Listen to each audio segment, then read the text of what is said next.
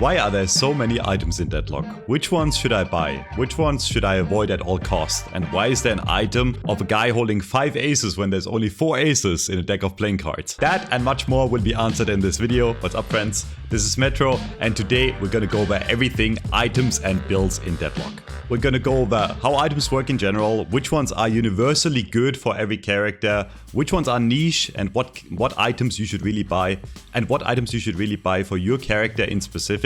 And then we'll go over how to create your own build and how to work around items. So to start with the basics, there's 3 categories of items. One is the weapon tab, one is the vitality tab, and one is the spirit tab.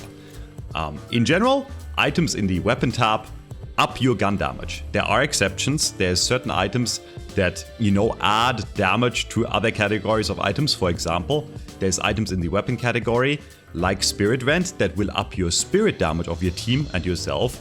And there's also items in the, Vitality tab that will add some weapon damage. But in general, I would say orange adds weapon damage, green adds survivability, and spirit adds spirit damage / casting damage, which is mostly your ability damage, depending on the character you play. Now, that being said, not every character requires all 3 types of items. Some characters are more specific to weapon damage, some characters are hybrid characters that really benefit from everything. And the beauty in Deadlock is you can make some characters work as certain types of characters. What I mean by that is you can play some characters as gun characters, but you can also play that very same character as a tank or as a spirit character. And we're going to go over all of that today. So in general, before we even start with any items at all, you should know there is a thing called investments, okay? And what the investment stats do is they give you bonuses depending on what items you buy. So if we're looking at the weapon investment, the more you invest in weapon items in general, it doesn't matter if you buy close quarter here or if you buy resto shot, which resto shot heals you, right? And close quarter adds damage on close range, it will give you a passive bonus to your weapon damage. And as you can see in the stat itself, the weapon damage is going to go up with the money invested. That being said, there is diminishing returns. So in general, the more you spend in a category, the less diminishing returns you're going to get for the weapon investment in total. What do I mean by that? Well, if you look at the scale, up to 9,600 souls, right? Up to 9.6k is usually a lot of value, right? If I spend 9,600 on weapon items, which I'm going to do real quick, I will get exactly 58% extra weapon damage just as a passive bonus, okay? And this works on every character. Anything above that, you really don't want to consider, okay? Anything above that is really small diminishing returns. So for example, at this point in the weapon tab, if I were to spend another 6,400, so if I were to spend another like 50% of what I just spent, I would only get a return of another, quick math, 14% weapon damage extra, right? Which that's obviously not worth, right? I just got 58% weapon damage for 9.6k, and you're telling me I have to now invest another 6.4k to get another 14%, right? So what we can learn from that in general is up to 9.6k is the sweet spot for weapon investments, but also vitality and spirit investments, okay? The spirit and the vitality scale work the exact same way, to where there's a very good return, bang for your buck until 9.6k. What does that mean for us if we buy items? It means that if your character wants that specific type of damage, it is worth it to get, at least 9.6k in that category. And a lot of characters, or I should say like 80% plus of the roster of characters, actually benefit from getting to that value eventually throughout the game, getting to that value in all 3 categories. And Wraith is a perfect example here, and I'll just show you what happens in my Wraith build, right? As I progress through my build and as I buy items, the build is designed to where eventually, when I have my main build ready, I will actually end up with exactly, or almost exactly, 9.6k investment in all 3 categories. What does that mean? I spend my money as efficiently as possible for a character like Wraith, because Wraith does good I can't speak today. Because Wraith does good gun damage, but also really benefits from the health she's getting, plus 32%, because she's a squishy character, she wants more health. But she also does, obviously, a lot of spirit damage with her cards, with her Tesla cannon, and with her full auto, right? Now, there are characters in the game that play differently, okay? And there are certain builds in the game that focus more on a specific investment. For example, a spirit nuker like Pocket, right? For example, he wants a lot of spirit items because he just scales very well with spirit damage, and his damage overall is very spirit heavy focused, right? So if we're looking at a very popular build of Pocket, which is Eidos for example, you will notice once we go down the line, essential, but buy whatever you feel you need. I'm just gonna buy here. You will notice, you know, once we get to like later game, it's gonna look a bit different. Weapon investment very low. And there is some vitality investment, but mostly it is spirit. You need to keep in mind that you wanna definitely get to the 9.6k in the main categories you like, but it's not super essential for some characters, right? So for Pocket, for example, you know, you will shoot your gun, but you won't do as much gun damage. So it's just not worth it, in most cases, to invest more into gun to get to that gun threshold, okay? And that's like the basis of investment in general, before we even talk about items at all. Another thing you want to keep in mind for items in general, just because you spend more money on an item doesn't necessarily mean it's much better. Let's look at a very easy example. Let's look at an item like extra health. It's one of the cheapest items in the game, 800 category, right? That's the lowest amount you can spend on an item, and it just gives you 175 health. Then we look at the upgrade, Fortitude, right? Which gives you 375 health, so barely above double. And it has some other effects that are really valuable. But that being said, if you're just looking for health, it's not necessarily worth it to upgrade to Fortitude, right? Because Fortitude gives us a bit more than double the health that extra health gives us, but it costs 4 times as much, right? So there is diminishing returns.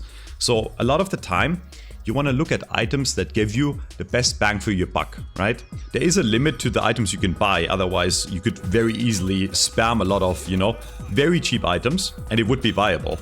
The reason it's not super viable in most builds is because you'll get slot capped, right? You won't be able to buy more items, and then you will have to start selling. And a good build is a build that does not sell as many items, or, you know, tries to keep the amount sold as small as possible, because once you sell an item, you only get half of it back, right? So you're losing half the money you invested. Now, there's some items that are still worth buying that you can sell later without really losing anything. A perfect example would be Monster Rounds. Monster Rounds is an item that gives you more damage against NPCs and lets you absorb more damage from NPCs, okay? And that includes lane creeps, but it also includes jungle creeps. What does that mean? If you're playing a farming character, right? If you buy Monster Rounds, you'll effectively be faster at clearing jungle, be faster at clearing lane, and you will take less damage, right? So you will be able to not go to back to base as much, right? Because you're going to be more tanky against creeps. Which means you can buy this item early on farming characters like Seven, like Wraith, like Infernus, right? And later down the line, you can sell it, but you will probably not have lost money, because the 800 you invested early to speed up your farming is gonna give you more money than the 400 you will lose from selling the item, if that makes sense, right? So not every item you have to keep throughout the entire game, and usually if you are following a build, which we'll go into a, you know, deeper build crafting a bit later in this video, but if you're just going for a build and eventually you end up being slot capped, right? Where, let's say you're here and you don't have another slot and now you want to buy something like E-Shift, right? So you have to sell something. And what you would usually want to sell in this case is one of the cheaper items in the build, right? Like the cheaper items are a bit less impact. So let's say I want to really get counter spell here because I want to like absorb some really good ultimates from the enemy, right? Counter spell is a great item to like counter something like a lash ult, because you can just press parry and avoid the lash ult, right? So if I want to buy this item, I have to sell something. I would probably sell one of the cheaper items. So what would I sell? I would probably end up selling Suppressor here. Why would I not sell something like Cold Front, Improved Spirit, or Spirit Sap instead? Well, you can, but all those 3 items, the thing they have in common is they upgrade to something, right? So they get more efficient, right? You can upgrade Spirit Sap into Silence Wave. It even tells you in the build, right? You can upgrade Cold Front into Arctic Blast. And later down the line, if you have the money, you can also upgrade Improved Spirit into Boundless, right? So these items are efficient and very good right now in the current meta, depending on when you're watching this video, because they can upgrade into stronger items. Whereas Suppressor is always gonna have this effect, which is really strong, but it will never be more than the 1600 item, because you just can't upgrade it, right? Okay. So, that out of the way, I know there's a lot to take in with items, so I'm gonna try to keep this as simple as possible. And if you have any questions, please let me know in the comments and I will gladly answer all of them.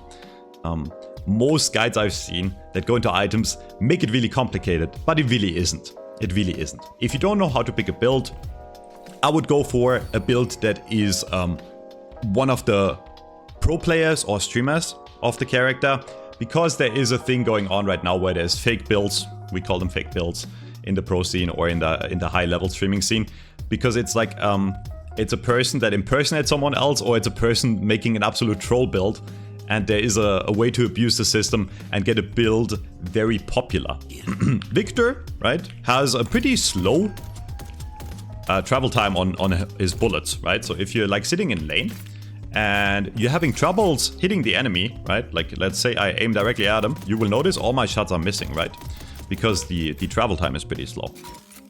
Once you get closer, it's gonna be, you know, a bit more accurate. You can also obviously just predict, right, where you aim a bit in front of them, which is still hard, by the way, even for me, but there you go. I did some damage there, right? So something like high velocity would be a great option, right? Just logically thinking, because it adds bullet velocity. And as soon as I buy this item and I do the same thing on the same distance, you will notice, even if I aim directly at him, I will be way more consistent at hitting my shots. Now, this is all like personal preference, right? You can decide, hey, I would rather lead my shots, not spend 800 on this, and maybe go for more, you know, early spirit instead, right? Because I want to use my spells better or more, right?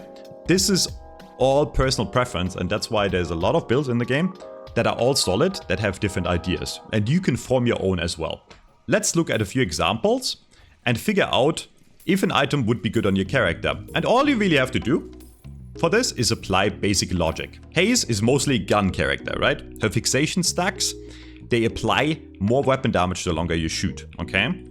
And her ult also applies bullet damage the longer you shoot, right? So most of Haze's kit is bullet damage, right? Now, she does have a sleep dart that does spirit damage. In fact, it's high scaling, but obviously, unless you're running like a really memey build where you only throw sleep darts, which is funny, but it's obviously not the best way to play Haze right now, right? And you can figure this out, by the way, if you're not sure how a character plays.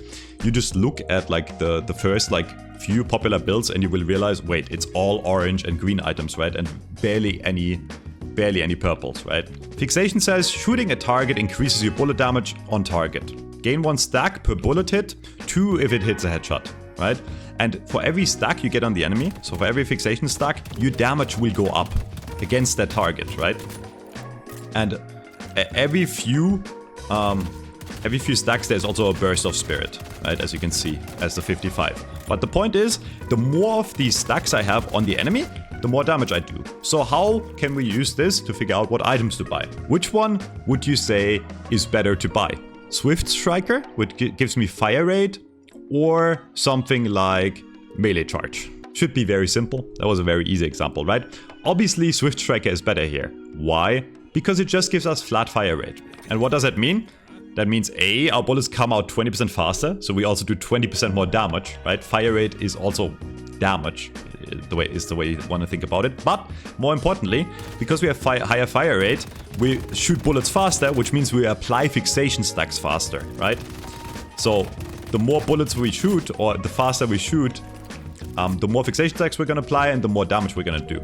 That also means that something like fire rate is just more effective than something like just straight up weapon damage, right? If we're looking at something like intensifying magazine, what this item does is it increases our damage the longer we shoot. Which sounds good, right? Wait, Haze is a gun character. This sounds like a good item. But the reason almost no one buys this on Haze is it's just better to have higher fire rate. Whereas Intensifying Magazine just gives us more damage. We're not applying fixation stacks more, so this entire effect of fixation is gonna be applied slower, right? You can rule out a lot of these items by just looking at them, right? So for example, there is niche case scenarios, and the beauty is you can make some weird wonky builds work. For example, slowing bullets is not a bad option, right? It gives you fire rate, but it also slows the enemy. So if you have trouble catching up to them, or you have trouble hitting them, slowing them down will help, right? So you can definitely run slowing bullets on haze. But we can rule out something like Spirit Shredder bullets, right? Because this gives the enemy a debuff to their spirit, and we don't really do a lot of spirit damage, so this would never be worth buying on haze, right?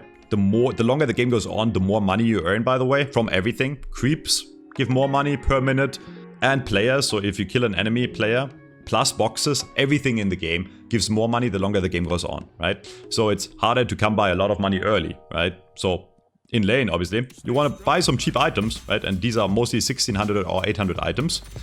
So you can get your damage ramped up early. And then the longer the game goes, right, the more expensive the items we will get. So suddenly, like after laning, once we have like 12k invested overall, we buy our first 6k item here. Because we can afford it, right, hopefully at that point. And it is a major power spike, right? And then the items only become, on average, more expensive at this point, as you can see, right? So in general, you start with cheap items in the early game, and then you go into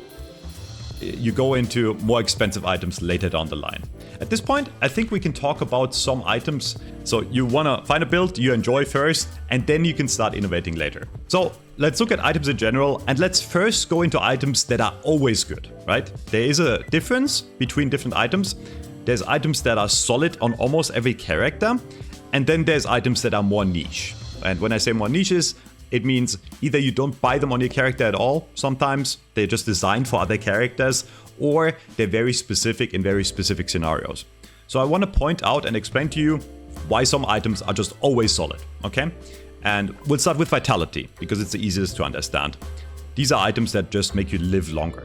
And there's a few that are always going to be solid, where you can almost never go wrong if you want to choose. And, one is extra health. It will give you more health, it will make you more survivable.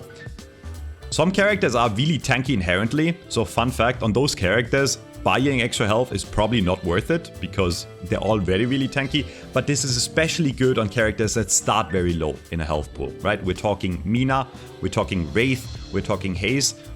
And you can, by the way, very easily if you want to figure out how good your character is, or how tanky your character is at the start or throughout the game, you can very easily look at your character, right? Pick them in the practice range, you will see their base HP, right?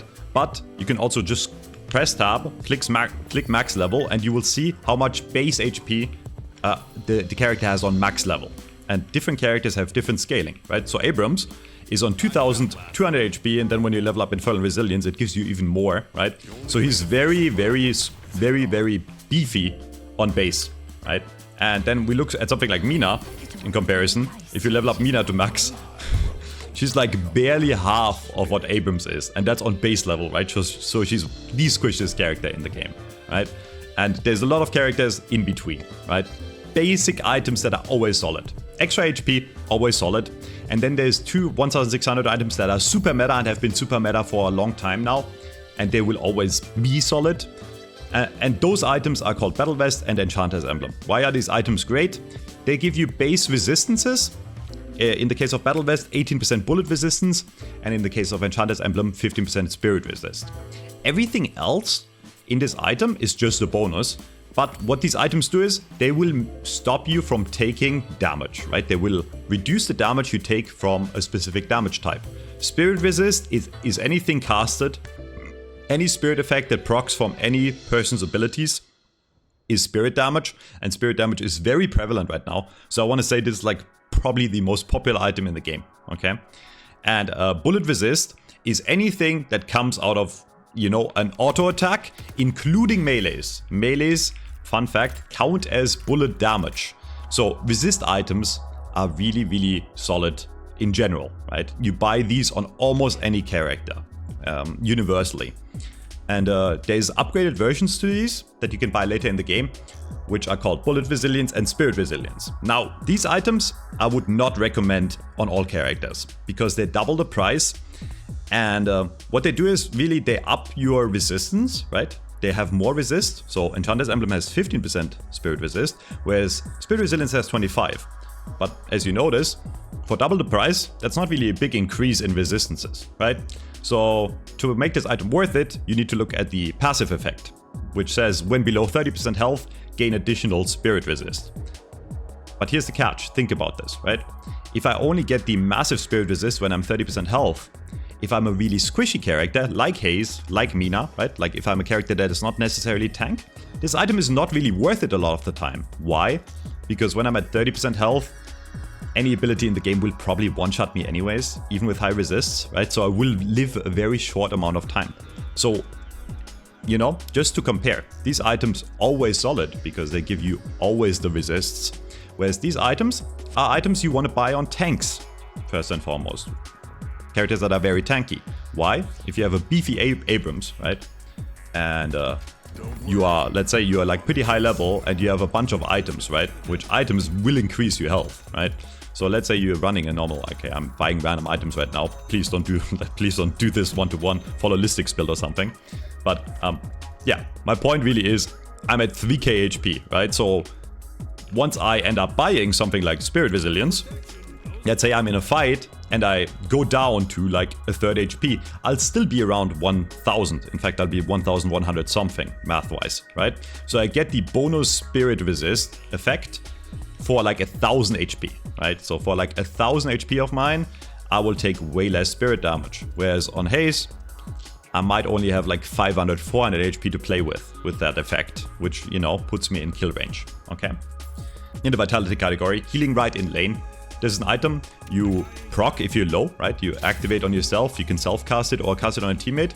And as long as you don't get hit by an enemy player, you can get hit by creeps here, by the way, and lane creeps, but as long as you don't get hit by an enemy player, you will heal, right? So if you are low in lane and you don't want to back to base, which is a big mistake anyways for most players, that I see a lot, where they go back into base early and lose a lot of farm, right? Because if you go back into base, you will lose a lot of farm from the wave if you're in laning stage. You buy Healing Rite. Other options, if you don't want to do the active cast, if you want to stay active in lane, extra regen is another good option. Just gives you base regen. And then for characters that use a lot of melees, melee lifesteal is also a great option, right? So these are items that will allow you to live in lane. I forgot to add one more, a bit more advanced, I would say, and probably not the best for new players. This is Resto Shot. It heals you a lot if you hit an enemy hero with it. The catch is, it goes on a cooldown no matter what. So if you miss the shot on the enemy hero, it will go on cooldown, right? And you won't heal at all. But if you're good at aiming and you feel like you're confident, if you manage the cooldown correctly, it can heal you a lot, right? In fact, it heals you 50 HP every 6 seconds, technically, if you hit a shot on the enemy hero every 6 seconds, right? So this is a great option for a bit more of an advanced player. Another universally good item right now that every spirit character buys, basically, that scales well with spirit, is Improved Spirit. Because this item is so cheap for what it gives you, right? If you just want the raw spirit power, you buy this very early, and it also gives you out of combat regen, so it also helps you heal a bit, right? But if you buy this really early, let's imagine you don't have spirit investment yet, you buy it, you get the 18 spirit power from the item itself, and then you get another 11 from the base investment, right? Because you invested in spirit. So my spirit just went from 0, right, on level 1. If I buy this as first item, my spirit goes from 0 to 29 in a cheap 1600 item, right? So this item is super solid because it just makes everything spirit-based stronger, and especially early, it will give you a big power spike in your spirit abilities. If you're wondering about how winning the lane, but a big part of winning the lane is killing the enemy troops faster than the enemy kills your troops, right? Because you want to push the enemy tower. And Monster Rounds just helps with that. So if you buy this as first item in lane, it will just help you kill the creeps faster, which means you will have more pressure on the enemy tower. So this item is amazing. And if you want to win the lane in terms of damage and you want to trade a lot, and this is a playstyle preference, by the way, you can do this on almost every character, right? If you want to be aggressive in lane, you can buy Headshot Booster. Headshot Booster is like insane. It's one of the best items in the game. It's very slept on, right? So if you hit all bodies, doesn't matter. Every 6-8 seconds, if you hit a head, it's going to do extra 50 damage, which doesn't sound like a lot, but that's like a lot in the early game, right? Like Mina on base level, I have like, what, 600 HP. If you hit Mina in the head a bunch, right, like eventually she's just going to be dead in lane, right? So Headshot Booster is an amazing item. A lot of new players like to go for Magazine. items, okay? We're talking Titanic Mag, because this feels really nice early, right? You don't really have a lot of bullets, right? And you feel like you're reloading half the time, and then, you know, the average newbie buys Titanic Mag, and suddenly you have like double the capacity, right? And you can shoot for a long time, which you might say that feels really nice, right? But for most characters in the game, this item is actually bait. Why? Because a big part of Deadlock is the movement. And one trick with movement in Deadlock is, while you slide, you don't use up any ammo, right? So once you know, become decent at movement, which will happen over time if you play the game enough. Once you become decent at movement, something like ammo is not going to be as valuable anymore on most characters. There are exceptions, but on most characters it won't be as valuable because a lot of characters or a lot of players are good enough and they have enough movement speed to where you can permanently slide later down the line. I'll give you an example right here on Mina. I can, if I move correctly and I have a certain bunch of items that give me a bit of movement speed, which a lot of items in this game give you movement speed, I can extend my slide basically forever. And I could have shot for like 20 years, right?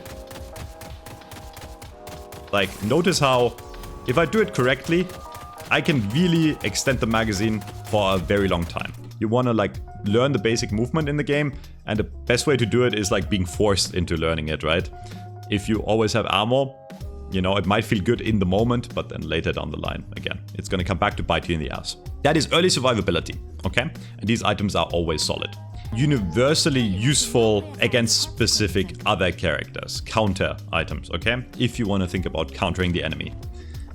First one I want to mention, or two, is Silence Wave and Slowing Hex. These are items that have active effects, and Slowing Hex silences the enemy's movement abilities. What that means is, this silences stuff like Mina Teleport, Wraith Teleport, Inferno Stash, Kelvin Ice Path, a lot of movement items. Abrams Charge, Shift Dash, right? So Mirage Teleport, the list goes on and on, right? So this item, if you playing catch and you're having troubles catching the enemy and you are the person that initiates, this is an amazing item if you want to catch out specific characters that, you know, can get away pretty easily. And the same goes for Silence Wave, even more so, because Silence Wave disables all their abilities. It's a crazy item. The sad part is, or, you know, for some of you, the fun part, you have to aim it. So it makes like a wave. It's pretty easy to hit, to be fair.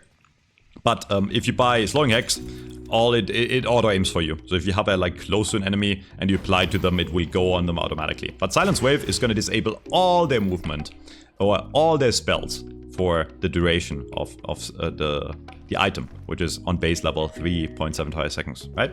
So these are items you can buy against characters that get away from you, okay? And you really want to catch them.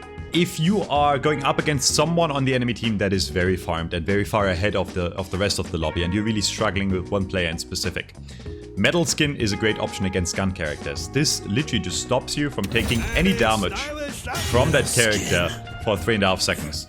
It does slow you down. It's kind of like the, you know, if you played Super Mario 64, it's kind of like the metal suit in style. But yeah, Metal Skin, great option against gun characters.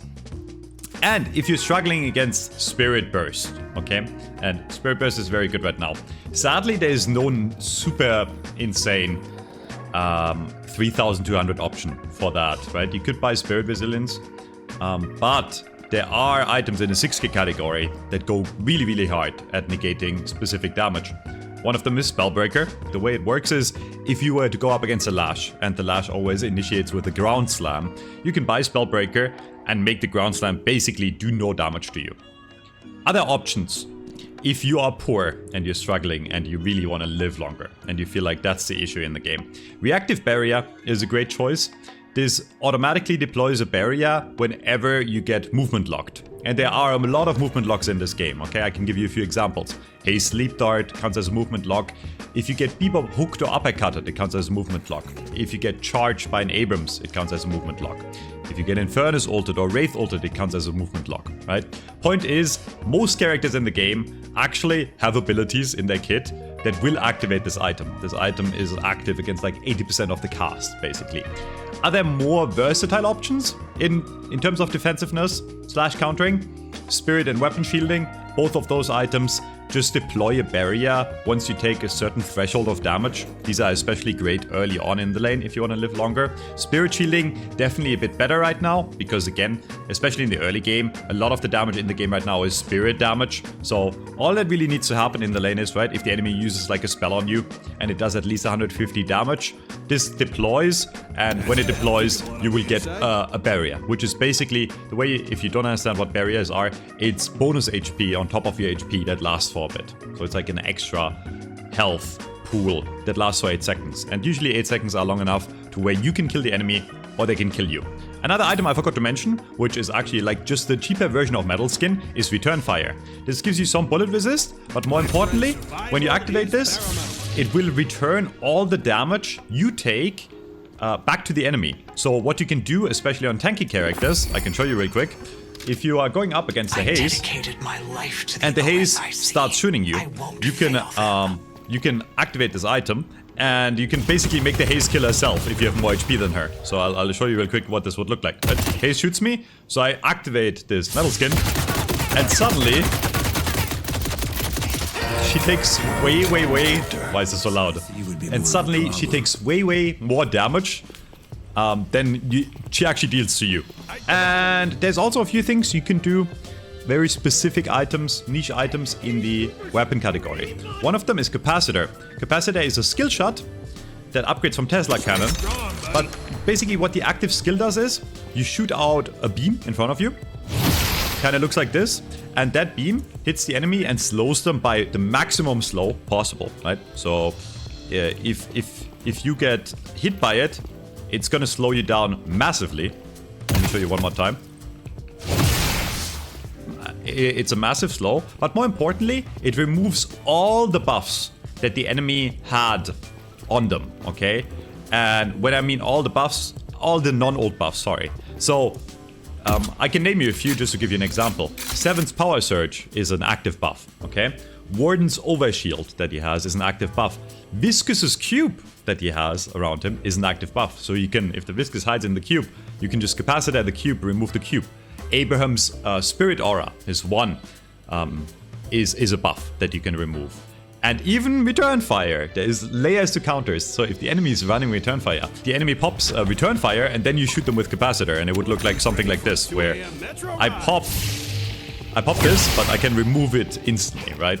So yeah, very expensive item, but it is a counter item. And then there's also other offensive counter items like armor piercing rounds.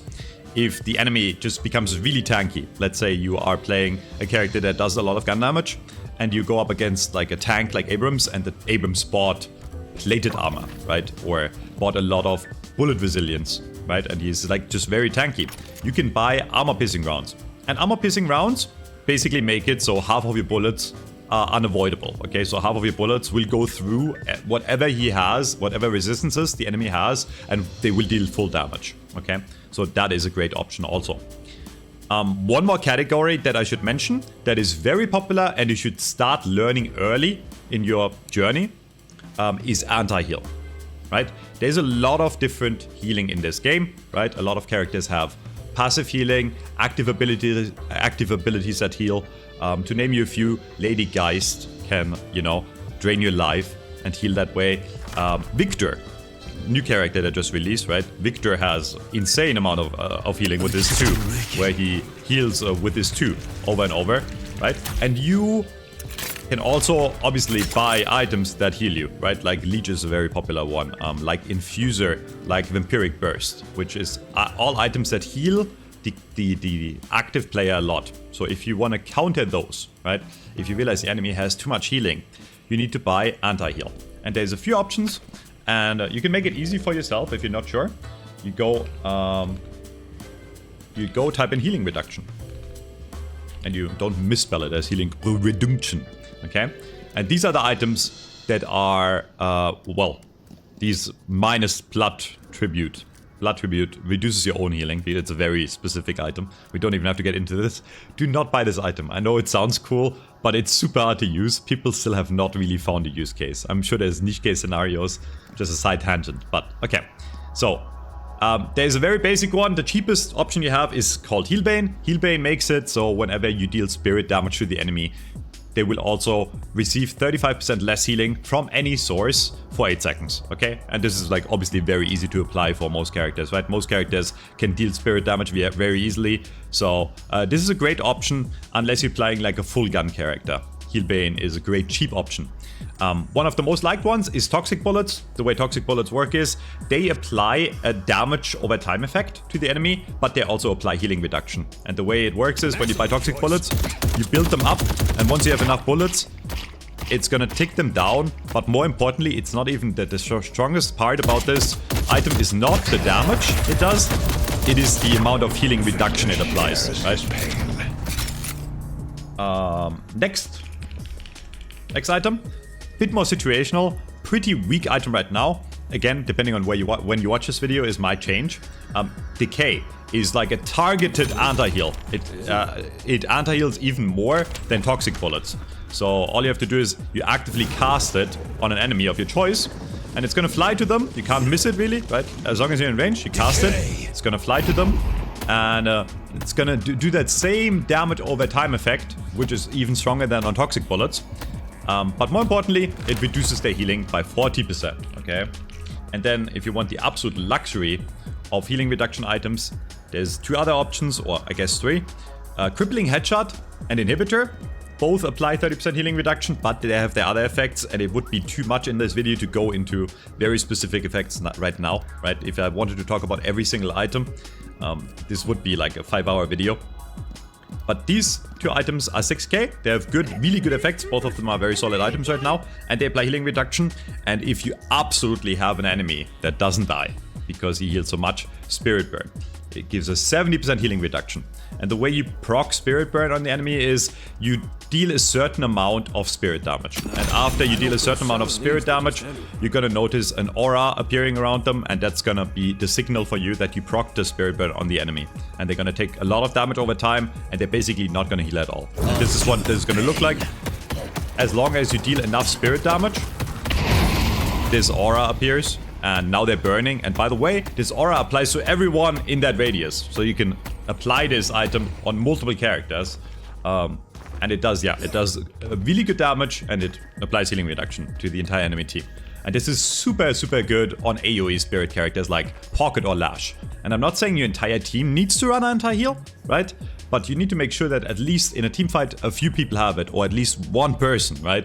Because if no one on your team has healing reduction, the enemy's healing is going to be 100%, and there will be someone on the other team that will do a lot of healing, right? Someone like Kelvin, for example, that can heal the entire enemy team.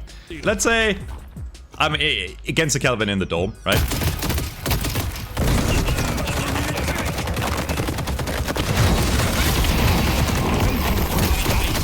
Notice how I can kill him, right? And his healing reduction does not really apply, right?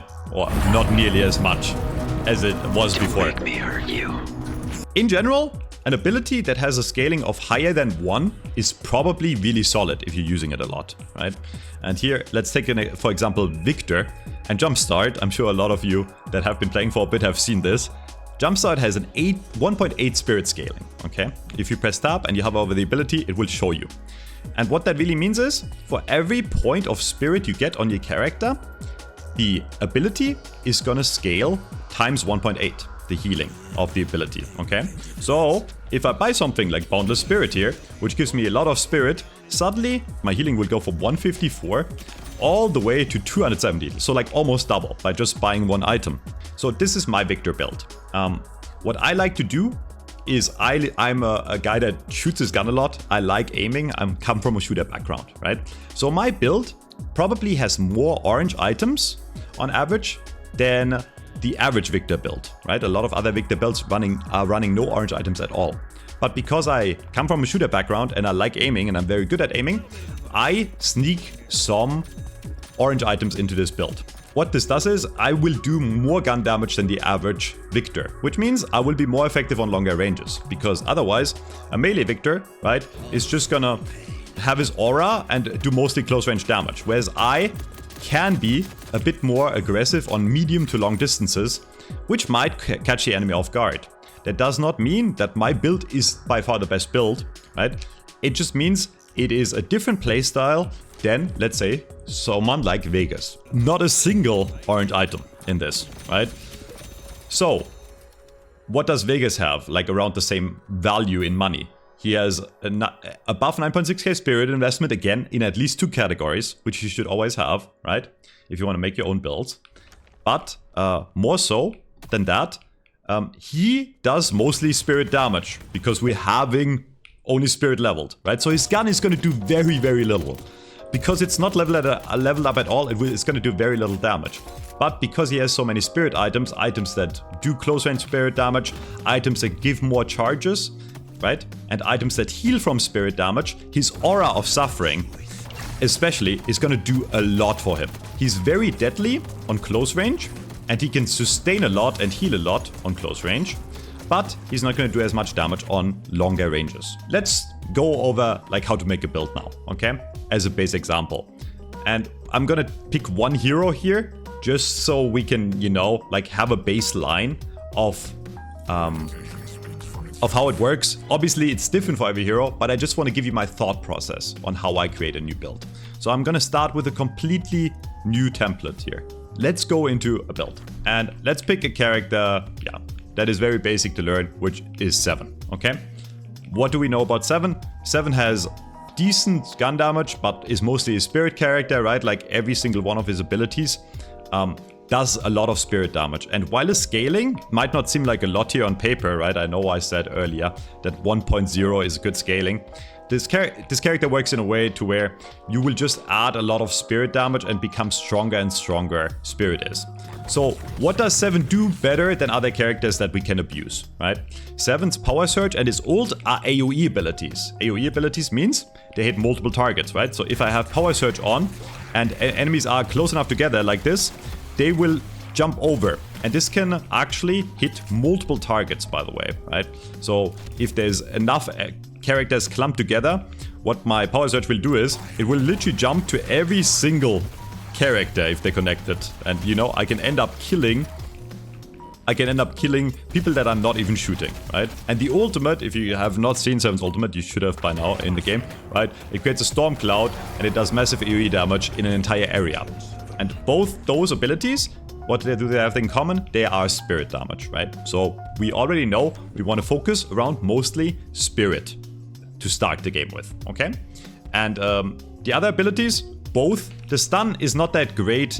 Like it's not like a high damage ability, right? It's used for the stun because you use it like once every, like it has a pretty long cooldown, right? You use it for the stun. It's not going to be like a nuke. And the ball can hurt a lot if the enemy sits into it, but it's like more like a zoning tool, okay? So how do we start doing a build? What did I tell you? First thing we need to do is win the lane, right? How do we win the lane? We can just go for something like monster rounds to shove the wave, right? Even though I just said it's a spirit character, we can start with something that will give us an advantage against creeps. Let us shove the creep wave. On the other hand, we can also easily start with something like extra spirit and improved spirit, which is gonna give us more spirit damage, which means we will do more damage with our abilities in lane, okay? So both of those would be viable options. The main thing, if you've played 7 in lane, is that power surge is just really, really powerful, okay? So there's an item in the game that lets us reduce the cooldown of that spell, right? And there's also an item in the game that lets us extend the duration. Now, we could run both, but it's usually overkill. Later down the line, this will almost always be active. So you can either do one or the other, depending on what you want.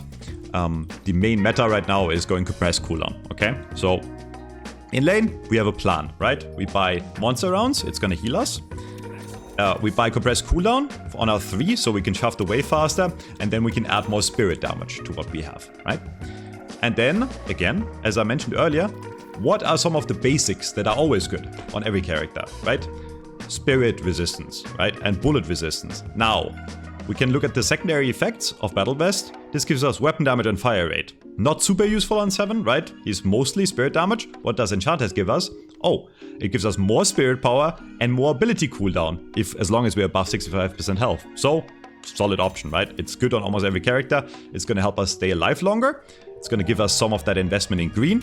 It's going to make us tankier, right? But it also will keep on adding damage on our spirit power, right? And you know, that's like a good value for lane, like 5,000, right? And then we can keep on going and play this out longer. If we need more survivability, I already told you, we can add healing right or extra regen. You know, usually when people create their build, they add like a new category and call it like optional and healing, right? If you need it, and then you can move those items into the healing category and have them over here in case you need them, you know, if you are low. So we did that. So how do we continue?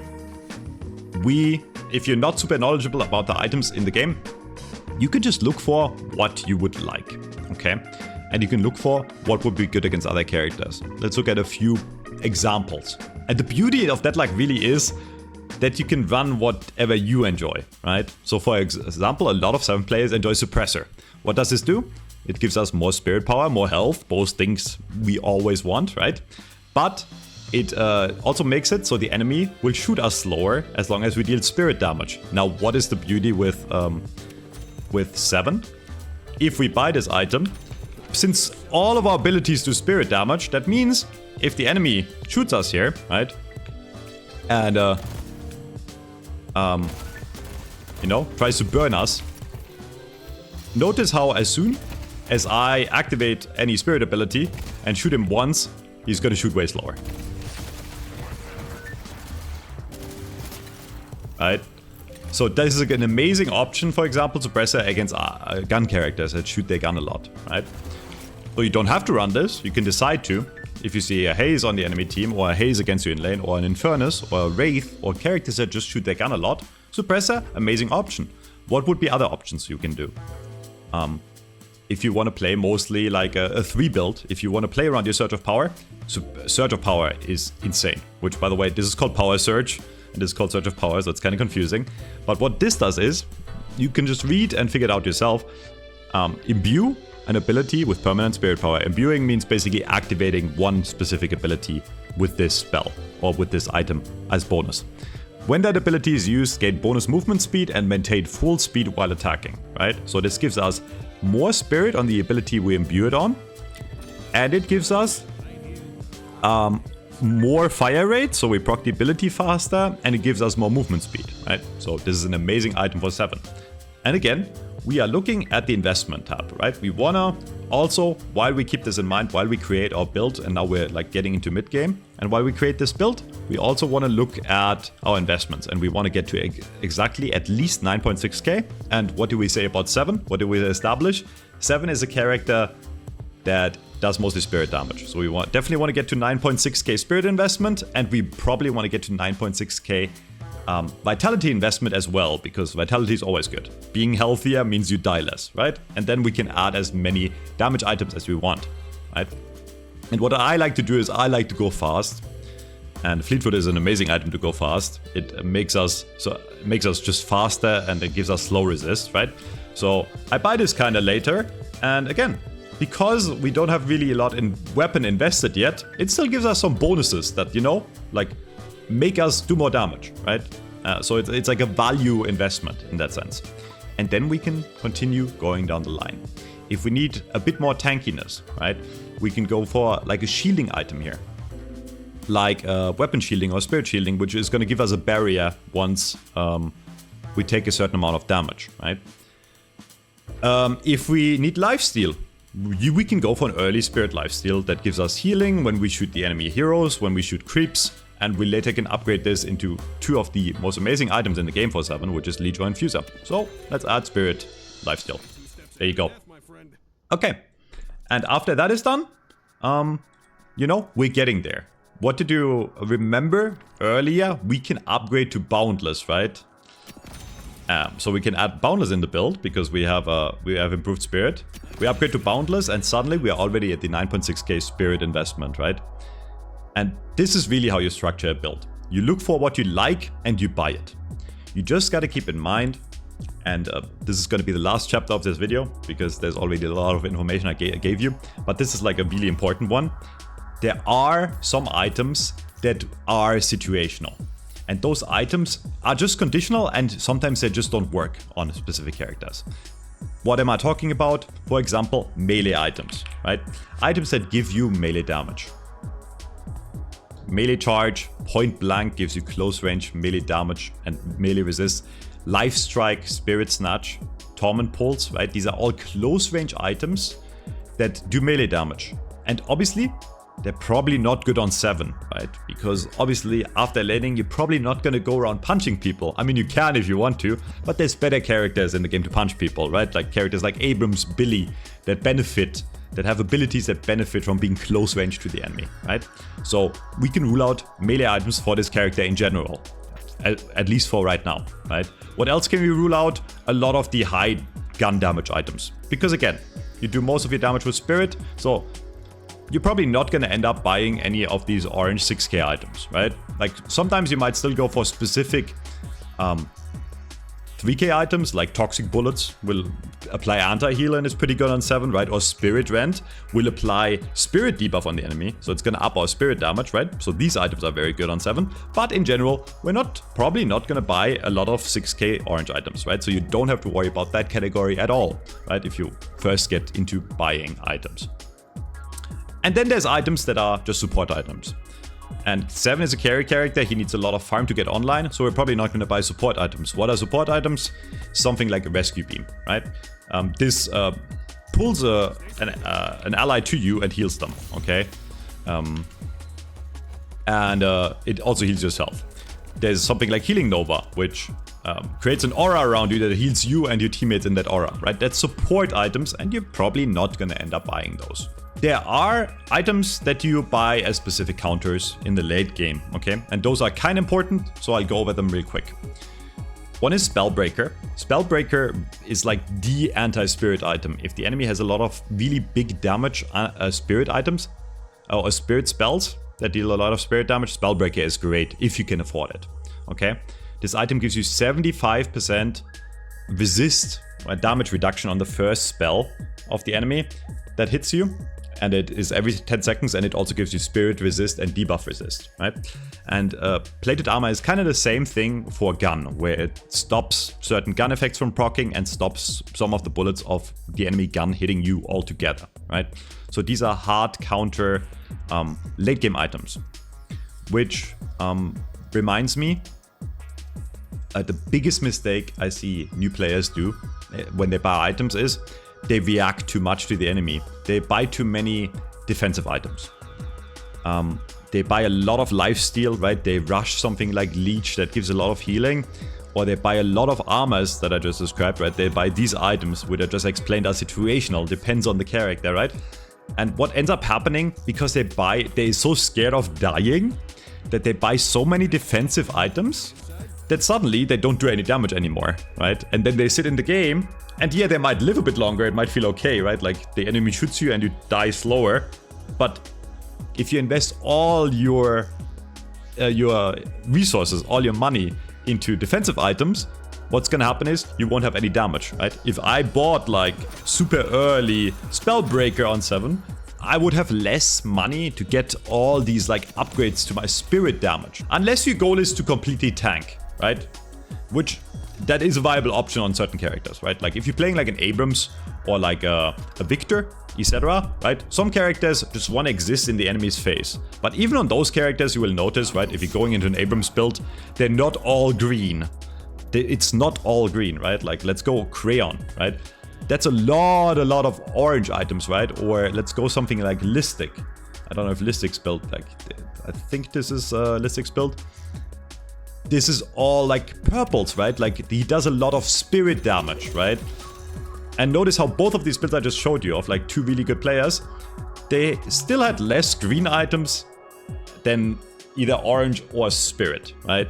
And that's my point. Like don't buy too much green, like don't go to defensive. You need to be able to kill the enemy before they kill you, which you can worry about surviving, right? And there's nothing wrong with buying green items. I buy them too. In fact, all of my builds have a lot of green items too.